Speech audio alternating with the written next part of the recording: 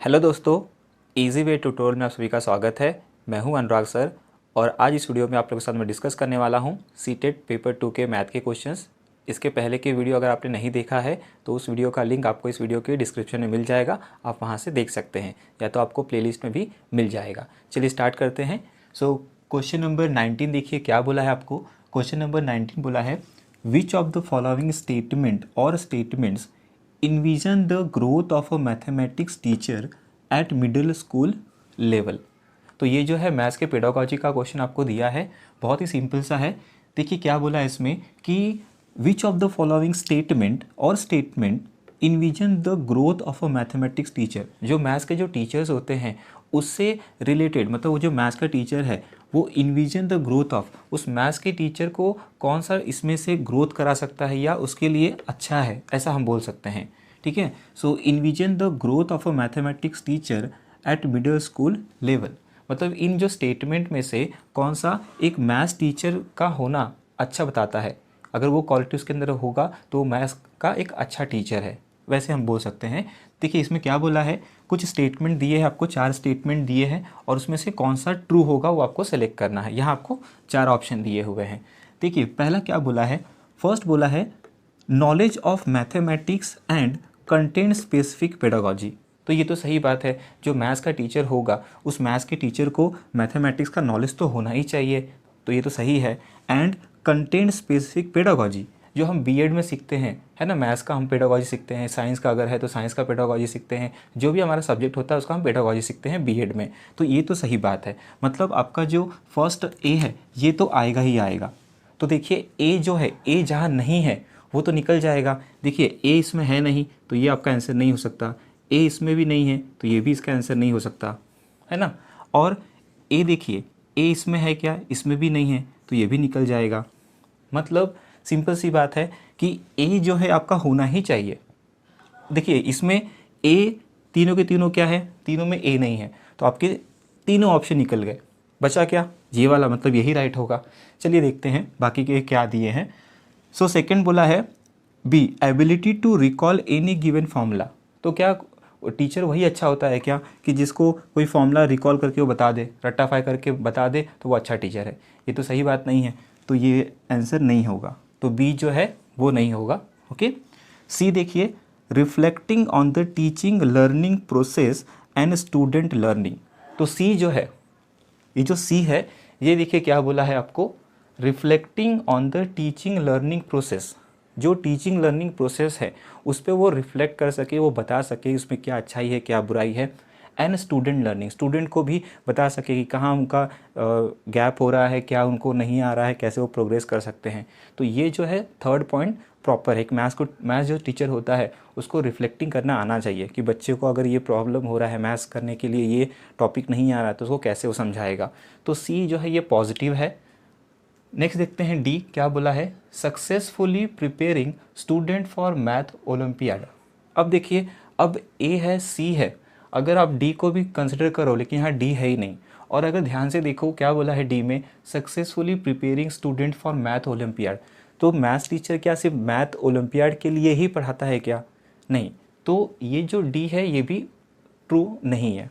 Okay, तो इसमें इन चारों में से जो बेस्ट है वो कौन से 2 ऑप्शंस हैं, ए एंड सी। तो उसमें देखिए ए और सी कहाँ है, ये वाला, that is option number 4। So it is A and C, ये क्या है अपना राइट आंसर है। तो आप स्टार्टिंग में भी देख सकते हो कि स्टार्टिंग हमने क्या किया, 3 एलिमिनेट किया। आपको पूरा पढ़ने का भी ज़रूरत नहीं है, इस तरीके से आप जल्द से जल्द 10 से 20 सेकंड के अंदर ही क्या कर सकते हो, इसका आंसर एग्जाम में दे सकते हो। तो दोस्तों चलिए देखते हैं अगला क्वेश्चन। क्वेश्चन नंबर 20 देखिए क्या बोला है। क्वेश्चन नंबर 20 बोला है the radius and height of the cylinder are 7 centimetre and 12 centimetre. आपको इसमें सिलेंडर के बारे में बोला गया है कि आपको उसमें रेडियस जो है 7 सेंटीमीटर का है और 12 सेंटीमीटर का है। तो मैं यहाँ एक रेडियस सिलेंडर बना लेता हूँ। सपोज़ ये जो है एक सिलेंडर है, सिलेंड्रिकल ऑब्जेक्ट है, इस तरीके से, दिस इज सिलेंड्रिकल ऑब्जेक्ट। क्या बोला है, इसका जो रेडियस है ना, देखिए radius and height of the cylinder. Radius कितना दिया है, रेडियस जो है, रेडियस है 7 सेंटीमीटर, तो सिलेंडर का रेडियस जो है 7 सेंटीमीटर दिया है। और जो हाइट है ये जो हाइट है ये कितना दिया है, ये दिया है आपको 12 सेंटीमीटर, एक सिलेंडर दिया है। ओके, और क्या बोला है, अनदर सिलेंडर, एक और सिलेंडर है, तो इसको मैं यहाँ ड्रॉ कर लेता हूँ। तो एक और सिलेंडर आपको बोला गया है कि एक और सिलेंडर है ये इस तरीके से। So this is second cylinder, ठीक है। बोला है there is another cylinder is formed by interchanging इस रेडियस एंड हाइट। हाइट और रेडियस को क्या किया है, इंटरचेंज किया है। इसका मतलब इसका जो रेडियस और हाइट होगा इसका इंटरचेंज करके बनाया है। मतलब अगर इसका हाइट 12 है, अब इसका क्या हो जाएगा, रेडियस कितना बन जाएगा, 12 बन जाएगा। और इसका हाइट कितना था, 12 था, तो ये रेडियस बन गया। और इसका रेडियस कितना था, 7 था, तो इसका हाइट कितना बन जाएगा, 7 हो जाएगा। आपको इंटरचेंज करके करना है ना, इंटरचेंज करके बनाया है, मतलब ये इंटरचेंज हो गया है, ठीक है। तो इसको मैं R1H1 लिख लेता हूँ। दिस इज सपोज R1H1, ये हमारा सिलेंडर C1 है, और ये है सपोज R2H2। समझने के लिए इसको मैं ऐसा नोटेशन यूज़ कर रहा हूँ। सो this is cylinder C2, okay. अच्छा, अब क्या बोला, देखिए बोला है the ratio of the volumes of two cylinder. दोनों का जो वॉल्यूम होगा उसका रेशियो आपको फाइंड करने के बोला है। तो इसका जो वॉल्यूम होगा, वॉल्यूम का फॉर्मूला क्या होता है, πr²h। तो इसमें यहाँ क्या हो जाएगा, V1 is equals to πr²h। ये इसका फॉर्मूला होता है वॉल्यूम ऑफ सिलेंडर का। सिमिलरली इसके लिए क्या लिख सकते हैं हम लोग, V2 लिख सकते हैं, है ना। Volume of second cylinder V2 क्या हो जाएगा, ये πr²h। अब देखिए समझने के लिए यहाँ रेडियस कितना है, दैट इज़ R1H1, और सेकेंड के लिए क्या हो जाएगा, यहाँ ये हो जाएगा R2H2, राइट। अब देखिए, अब क्या बोला है, हमको क्या फाइंड करना है, इनका वॉल्यूम का रेशियो, मतलब V1/V2। तो यहाँ हो जाएगा ये V1 upon, so this is V1 πr1²H1, ये हो गया V1 अपॉन क्या लिखना है आपको, V2। So this is πr2² into H2। तो इसका हम वैल्यूज पुट करते हैं। देखिए क्या हो सकता है, यहाँ सबसे पहले तो ये पाई और पाई कैंसिल हो जाएगा। उसके बाद अब देखिए R1 का स्क्वायर मतलब कितना हो जाएगा, ये दिस वन R1 का स्क्वायर, R1 कितना है, 7 है, उसका स्क्वायर मतलब 7 इंटू 7, 2 बार लिख सकते हैं हम। एंड H1 कितना है, 12 है, तो वो वैल्यू पुट कर दो इस तरीके से। अब देखो नीचे क्या है, R2 का स्क्वायर मतलब क्या हो जाएगा, ये 12 इंटू 12 इंटू H2 कितना है, 7। अब इसको सॉल्व कर लेते हैं हम, क्या हो जाएगा, देखिए ये 7 से ये 7 कैंसिल हो गया, ये 12 से ये 12 कैंसिल हो गया। तो इनका जो वॉल्यूम का रेशियो है V1/V2 वो कितना मिला हमको, 7/12 मिल गया। देखिए ऑप्शन में कौन सा आंसर है, वॉल्यूम का रेशियो 7/12। तो इसका आंसर क्या आ जाएगा, सेकेंड वन। बाकी ये इसके आंसर्स नहीं होंगे। It's answer is second one, 7/12, है ना। बहुत ही सिंपल सा क्वेश्चन है। आपको अगर फॉर्मूला याद है, आप नॉर्मल जो कंडीशन दिया है उसको समझिए, उसके हिसाब से सॉल्व कीजिए, आ जाएगा। तो दोस्तों चलिए देखते हैं अगला क्वेश्चन। क्वेश्चन नंबर 21 क्या बोला है, इफ़ 7 - x अपॉन 5x + 1 = 3, कुछ वैल्यू आपको दिया है, then what is the value of this expression. और उसके 4 ऑप्शन है। बहुत ही सिंपल सा क्वेश्चन है। चलिए स्टार्ट करते हैं। तो ये हमको गिवन है, तो यहाँ से हम क्या करेंगे, पहले तो x का वैल्यू फाइंड करेंगे, वो x का वैल्यू यहाँ पुट करेंगे और सॉल्व करके देखिए कौन सा वैल्यू आ रहा है। सो दिस इज नथिंग बट, मैं यहाँ सॉल्व करना स्टार्ट करता हूँ। 7 - x अपॉन 5x + 1 = 3, ये आपको गिवन है। तो इसको हम कैसे सॉल्व करेंगे, बहुत ही सिंपल, आपको क्रॉस मल्टीप्लाई करना है। तो इसको इसके साथ मल्टीप्लाई करोगे तो क्या आ जाएगा, 7 - x = है ना, 1 से मल्टीप्लाई करोगे वही आएगा। इसको 3 से मल्टीप्लाई करो, 3 × 5 = 15x + 3 × 1 = 3।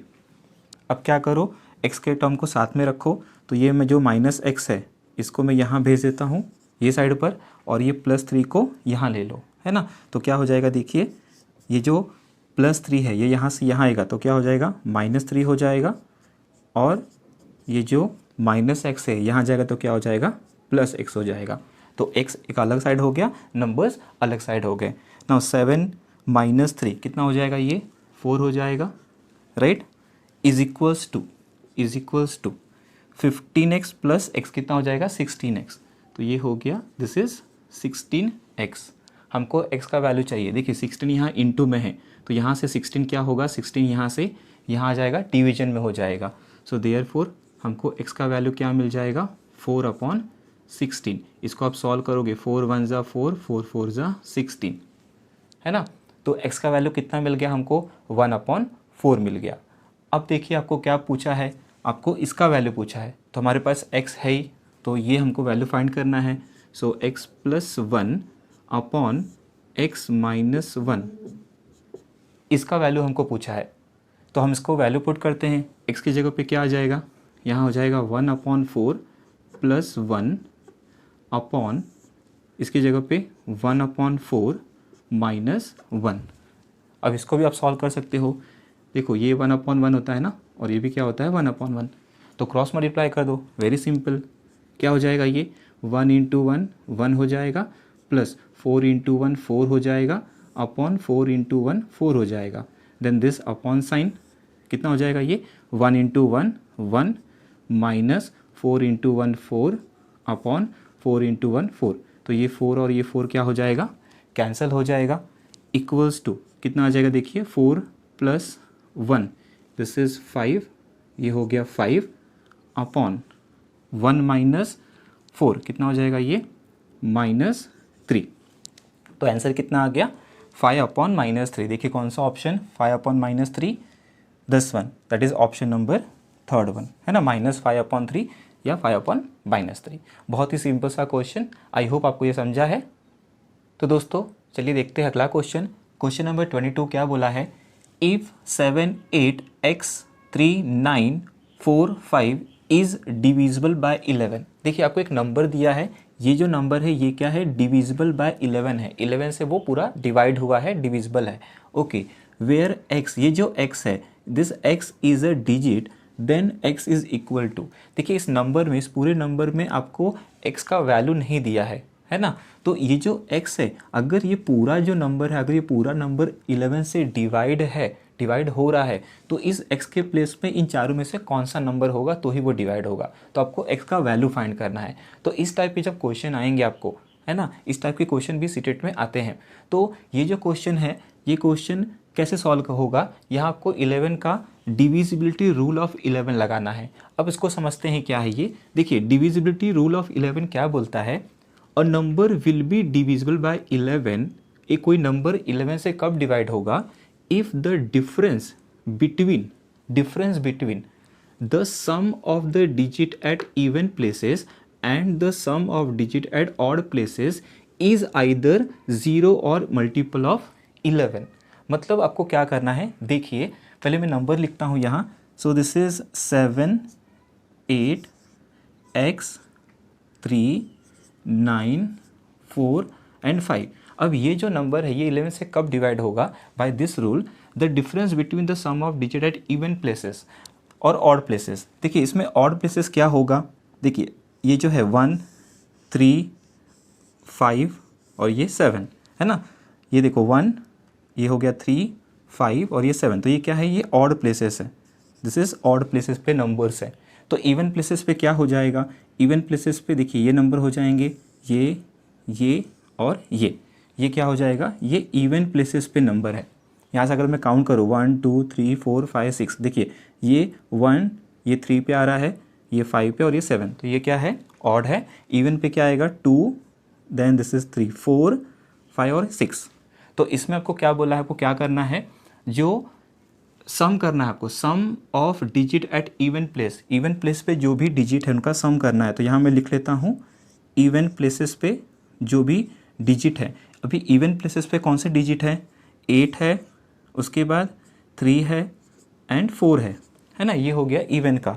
और ऑड प्लेसेस पे कौन से नंबर्स हैं, ऑड प्लेसेस पे हैं 7 plus then x plus 9 plus 15, ये ऑड पे है ना, 7 x 9 एंड दिस इज 5, यहाँ ये 5 है, सॉरी दिस इज़ 5, तो 7x देन 9 एंड 5, ये किस पे है, ऑड पे है, और इवन पे क्या है 8, 3 एंड 4। तो इनका सम कर लेते हैं, देखिए कितना आ जाएगा, ये हो जाएगा 8 और 4 12, 12 3 15, तो ये हो गया 15, और ये कितना आ जाएगा, देखिए 9 और ये 7 कितना हो गया 16, 16 और 5 21, सो 21 प्लस x। तो ये हो गया सम ऑफ इवन डिजिट पे जो नंबर्स उनका सम, ये और डिजिट पे जो हैं उनका सम। अब इनका क्या बोला है, देखो आपको बोला है कि इनके बीच का डिफरेंस,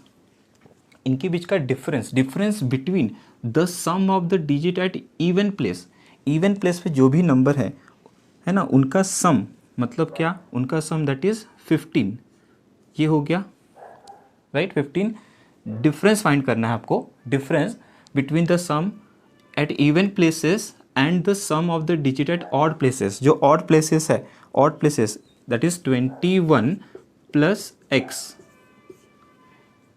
है ना, ये जो है 15 माइनस 21 प्लस x, तो ये हो गया किसका, ये हो गया इवन का माइनस ऑड का। इसके बीच का डिफरेंस जो आना चाहिए, ये जो डिफरेंस आएगा, इसके बीच का जो डिफरेंस आएगा वो जो होना चाहिए वो या तो 0 होना चाहिए या तो मल्टीपल ऑफ 11 होना चाहिए। तो इसको सॉल्व करते हैं, तो ये कितना हो गया, देखिए 15 माइनस 21, और ये माइनस हो गया ना, 15 माइनस 21 कितना हो जाएगा, ये हो जाएगा 6, और ये हो जाएगा x। अब देखिए तो 0 तो आ नहीं रहा है, तो ये कंडीशन तो नहीं होगा। अब क्या होना चाहिए, ये जो नंबर है ये मल्टीपल ऑफ 11 का मल्टीपल आना चाहिए, तो ही वो क्या होगा, डिवाइड होगा। अब ये बोला है कि ये नंबर 11 से डिवाइड हो रहा है, इसका मतलब ये जो होगा ये क्या होगा, 11 का मल्टीपल आना चाहिए। अब देखो अगर मैंने यहाँ 1 पुट किया, x की जगह पे यहाँ 1 पुट किया, तो कितना हो जाएगा, -6 माइनस 1 दैट इज़ -7। 11 का मल्टीपल आ रहा है क्या, नहीं, तो हमारा ये आंसर नहीं होगा। उसके बाद अगर मैंने सपोज 3 पुट किया यहाँ, कितना हो जाएगा, 6 और 3 9 हो जाएगा, ये भी 11 का मल्टीपल नहीं आ रहा है। अगर मैंने देखो 5 पुट किया, अगर यहाँ x की जगह पे अगर मैंने 5 पुट किया तो कितना हो जाएगा, 6 और 5 11, देखो 11 का ये मल्टीपल आ रहा है। मतलब अगर मैंने x की जगह पे 5 पुट किया तो ये जो नंबर है 11 से डिवाइड हो रहा है। 0 पुट करो x की जगह पे -6 आएगा, डिवाइड नहीं हो रहा है। तो इसलिए अपना आंसर क्या होगा, अपना आंसर होगा थर्ड वन, कि अगर x की जगह पे, इस x की जगह पे अगर मैंने 5 पुट किया, मतलब ये हो जाएगा 7 8 5 3 9 4 5, तो ये नंबर जो है 11 से क्या होगा, डिवाइड होगा। तो इस तरीके से आप इस टाइप के क्वेश्चन को सॉल्व कर सकते हो। तो दोस्तों अगला जो हमारा टॉपिक है, नेक्स्ट क्वेश्चन के लिए ये टॉपिक आपको बहुत ज़रूरी है। सो ये जो टॉपिक है ऑयलर्स फॉर्मूला, आपको सीटेट का पेपर 1 हो या पेपर 2 हो, ये क्वेश्चन एक क्वेश्चन डेफिनेटली आता ही आता है। बहुत ही सिंपल है, ये आपका 8th का टॉपिक है, 8th के मैथ्स में आपको लास्ट चैप्टर में मिल जाएगा ये ऑयलर्स फॉर्मूला। देखिए ऑयलर्स फॉर्मूला क्या है, F + V = E + 2, बहुत ही इंपॉर्टेंट है ये this formula, F + V = E + 2। यहाँ इसका देखिए मतलब क्या है, F मतलब होता है फेसेस, V मतलब होता है वर्टाइसेस, और E मतलब होता है एजेस। तो आपको एग्ज़ाम में इस अलग अलग फिगर का क्या करेगा, एजेस देगा, फेसेस दे सकता है और वर्टाइसेस पूछेगा। तो इसमें जैसे देखिए यहाँ मैंने आपको 3 फिगर्स दिया गया है, जैसे क्यूब है, क्यूबॉइड है, ट्रायंगुलर प्रिज्म है ना, ये तीनों cube, cuboid and triangular prism. तो ये शेप्स दिए गए हैं। अब देखिए इसका फेसेस, जैसे क्यूब में टोटल कितने फेस होते हैं, 6 फेस होता है। वर्टाइसेस कितने वर्टिस होते हैं, देखो 1 2 3 4 5 6 7 8, कितने वर्टिक्स है, 8 वर्टेक्स होते हैं। तो इसमें एजेस मतलब क्या, ये जो 2 वर्टेक्स है इनको जोड़ने वाला लाइन, ऐसे कितने लाइन होते हैं, टोटल 12 लाइन होते हैं। ऊपर देखिए, ऊपर 4 लाइन होते हैं, नीचे 4 लाइन, 8 लाइन हो गए, फिर 9 10 11 12, इस तरीके से टोटल कितने एजेस होते हैं, 12 एजेस होते हैं। सेकेंड जो है क्यूबॉइड में भी सेम वैसा ही होगा, इसमें भी कितने फेसेस होते हैं, 6 फेसेस होते हैं, वर्टाइसेस 8 होते हैं, और एजेस भी क्या होता है, 12 होता है। ओके, नेक्स्ट वन है ट्रायंगुलर प्रिज्म में टोटल देखिए फेसेस कितने हैं, 5 होते हैं, वर्टाइसेस कितने हैं, देखो 3 ऊपर है 3 नीचे है, टोटल कितने वर्टाइसेस है, 6 है, और एजेस कितने होते हैं, 9 एजेस होते हैं। आप काउंट भी कर सकते हो, देखिए 1 2 3 4 5 6 7 8 और ये 9, टोटल एजेस कितने हैं, 9 है। आपको एग्ज़ाम में जैसे इन तीनों में से कोई दो दिया जाएगा। फॉर एग्ज़ाम्पल देखिए, मैं आपको सॉल्व करके दिखाता हूँ। जैसे मान लीजिए कि आपको अगर एग्ज़ाम में क्यूब का आपको फेस और वर्टेक्स दिया है, जैसे ये फेस दिया है 6, वर्टेक्स दिया है 8, तो आपको पूछेगा कि एज कितना होगा। So by using Euler's formula we can find कितना हो जाएगा। देखिए अगर मैं यहाँ सॉल्व करूँ, so F plus V is equals to E plus 2। Face और वर्टेक्स आपको दिया जाएगा, मतलब फेस कितना है 6, वर्टेक्स कितना है 8, सो 8 और 6 कितना हो गया 14 हो गया। So 14 is equals to E plus 2, 2 को यहाँ भेजो कितना हो जाएगा 14 माइनस 2 दैट इज़ 12। तो एजेस कितना मिल जाएगा 12 मिल जाएगा। तो इस तरीके से आप जितने भी फिगर्स हैं उनका आप सॉल्व करके निकाल सकते हो, लेकिन आपको ये फॉर्मूला याद होना चाहिए। सो आई होप आपको ये समझ में आया होगा। तो दोस्तों नेक्स्ट फिगर देखिए, नेक्स्ट तीसरा फिगर, 3 आपको फिगर दिया गया है, जैसे कि ट्रायंगुलर पिरामिड, ये है ट्रायंगुलर पिरामिड। पेंटागोनल, यहाँ देखिए आपको 5 वर्टेक्स दिखेंगे 1 2 3 4 5, दिस इज पेंटागोनल पिरामिड। और ये है हेक्सागोनल प्रिज्म, इसके भी आपको एग्जाम में पूछा जाता है। देखिए इस पे फेसेस कितने हैं, ट्रायंगुलर पिरामिड में फेसेस होते हैं 4, वर्टाइसेस होते हैं 4 और एजेस होते हैं 6। वैसे ही पेंटागोनल पिरामिड में फेसेस जो होते हैं वो 6 होते हैं, वर्टाइसेस जो होंगे वो 6 होंगे। देखिए 5 यहाँ वर्टेक्स है 1 2 3 4 5 और ये 6, टोटल 6 वर्टेक्स होते हैं। और एजेस कितने होते हैं 10 होते हैं। हेक्सागोनल प्रिज्म में फेसेस कितने होंगे, टोटल 8 होते हैं, वर्टाइसेस 12 होते हैं, 6 ऊपर 6 नीचे, 12 वर्टेक्स होते हैं और एजेस कितने होते हैं, टोटल 18 होते हैं। तो इस तरीके से आपको टोटल 3 ये और 3 पहले के टोटल 6 डायग्राम्स है। एग्जाम में आपको ऑयलर्स का फॉर्मूला यूज़ करके जो है इसके कोई भी आपको या तो ये जो फेसेस होंगे ये वर्टेक्स एजेस, इसमें से कोई भी, तीनों में से कोई भी आपको क्या होंगे, 2 दिया जाएगा और तीसरा क्या करना है आपको फाइंड करना होगा। तो इसका आप स्क्रीनशॉट ले लीजिए। तो दोस्तों चलिए देखते हैं अगला क्वेश्चन, क्वेश्चन नंबर 23। बहुत ही सिंपल सा क्वेश्चन बोला है, if n equals to F plus V. देखिए ये ऑयलर्स का जो मैंने आप लोग के साथ अभी कंसेप्ट डिस्कस किया, ये इसके ऊपर क्वेश्चन है। If n equals to F plus V where f एंड v represents respectively the number of faces. f क्या बताता है आपको, नंबर ऑफ फेसेस बताता है, एंड v क्या बताएगा, vertices of a polyhedron having edges. आपको देखिए एजेस कितना दिया है, 30 दिया है। Okay, then value of 2n plus 1 is. तो अभी आप लोगों के साथ मैंने डिस्कस किया जो ऑयलर्स फॉर्मूला होता है, क्या होता है Euler's formula, it is f plus V is equals to E plus 2, है ना, ये ऑयलर्स फॉर्मूला होता है, f plus V is equals to E plus 2। देखिए अभी f प्लस वी जो है क्या बोला है, f प्लस वी किसके इक्वल है, n के इक्वल है, तो इसके जगह पे हम लोग क्या लिख सकते हैं, n लिख सकते हैं, बराबर। उसके बाद देखिए आपको एजेस दिया है, कितना दिया है 30, तो इसकी जगह पे आप क्या करो 30 पुट करो, ये कितना हो जाएगा, इसका वैल्यू 32। तो आपको n का वैल्यू मिल गया 32 मिल गया। आपको पूछा कि इसका वैल्यू है 2n प्लस 1 का वैल्यू, है ना, 2n प्लस 1 का वैल्यू पूछा है। सो हमको ये वैल्यू पूछा है 2n प्लस 1, इसका वैल्यू पूछा है। तो हमारे पास n का वैल्यू तो है 32, वो वैल्यू यहाँ पुट कर दो, कितना हो जाएगा ये 2 इंटू n की जगह पे कितना आ जाएगा 32 प्लस 1। सो ये हो जाएगा 2 2 ज़ा 4, 2 3 ज़ा 6 प्लस 1।